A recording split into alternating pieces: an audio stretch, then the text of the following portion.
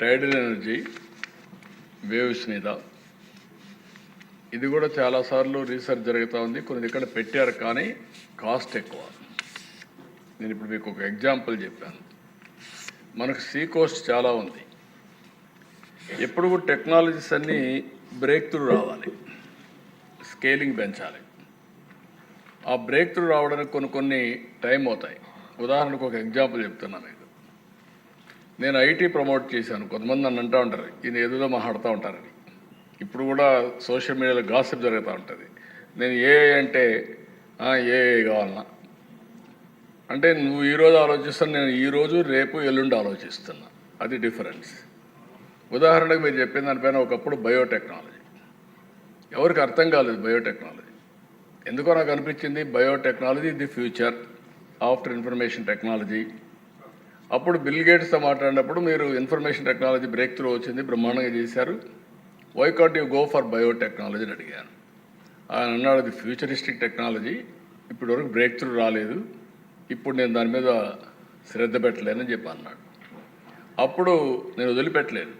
ICI వగూలు ఉండేవాడు chairman, Kamath ఎండి, వాళ్ళని పిలిపించి దగ్గర 1200 ఎకరాలు వ్యాన్పిక్ సిటీ బయోటెక్నాలజీ పార్క్ హైదరాబాద్లో క్రియేట్ చేసాం. అది ఒక పైసా నేను ఇవ్వలేదు, ల్యాండే ఇచ్చాను. ఈరోజు ఐఎమ్ ప్రౌడ్ టు సే మీరందరూ కూడా సగం మంది బతికారంటే భారత్ బయోటెక్లో తయారు చేసిన వ్యాక్సిన్ వల్ల మనందరికీ తెయ్యాం.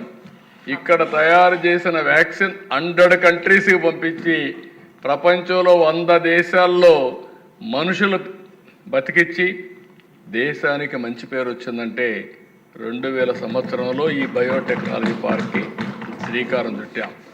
ఈరోజు 400-500 కంపెనీలు అక్కడ పనిచేసే పరిస్థితికి వచ్చాయి. మీరు అన్నట్టు ఇది కొంచెం ఒకప్పుడు కూడా నేను చెప్పాను, ప్రోబిటివ్ కాస్ట్.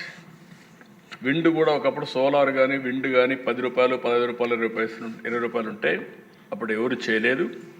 ఇప్పుడు ఇది చేస్తున్నారు.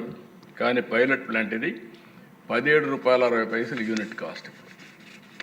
17 రూపాయల 60 పైసలు అయితే నేను కరెంటు ఛార్జీలు కూడా తగ్గించాలనుకుంటున్నాను. మళ్ళీ కరెంట్ ఛార్జీలు పెంచితే చాలా సమస్యలు వస్తాయి. నా అనుభవంతో ఒకసారి అయితే హైదరాబాద్కి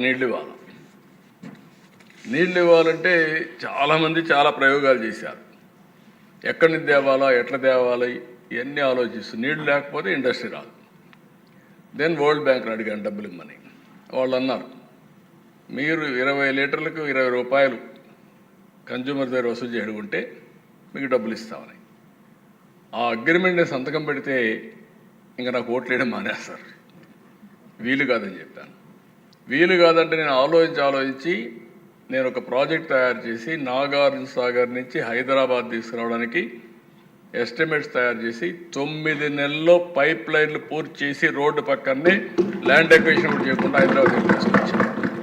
that is a game changer. అప్పట్లోనే 900 కోట్లు ఖర్చు పెట్టాం, 900-1000 కోట్లు ఖర్చు పెట్టాం. అట్లా వినూత్నమైన ఆలోచనలు మీకు రావాలి.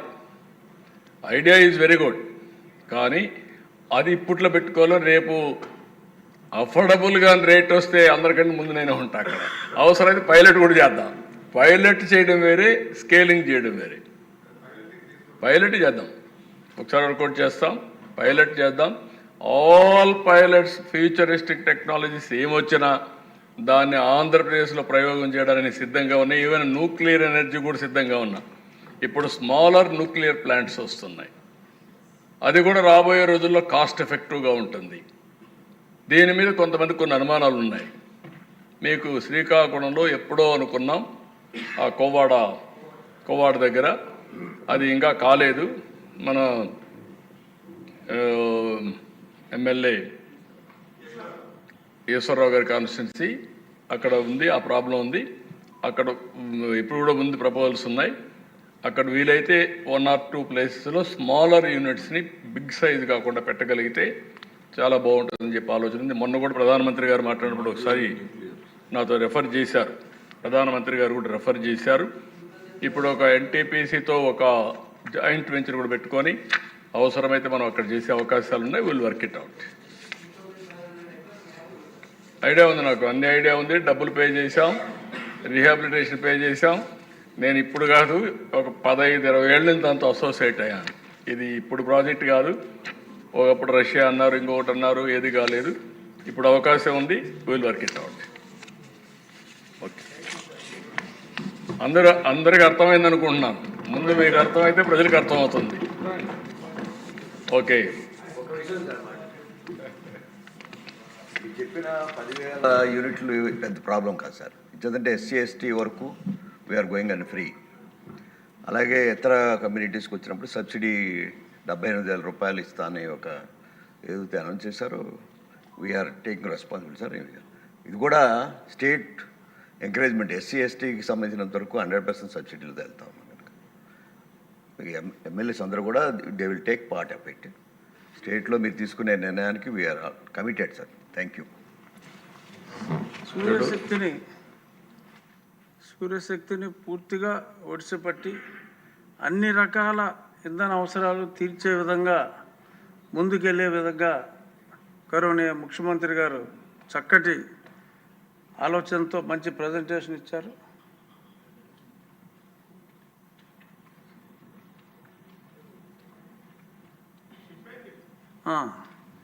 సో ఈ విధంగా మనం ఎలాగో ముందుకెళ్తాం. 10,000 గృహాలు యుద్ధ ప్రాతిపదికన పోటీతత్వంతో అందరూ పనిచేస్తాం. ఇది అయిన తర్వాత పెద్దలు నారా చంద్రబాబు నాయుడు గారి పేరు నారా సూర్యబాబు నాయుడు గారుగా మారుతుందేమో అని సూర్యశక్తిని ఒడిసిపెట్టినందుకు మీరేదో కరెంటు షాక్ ఇవ్వాలనుకుంటున్నాను.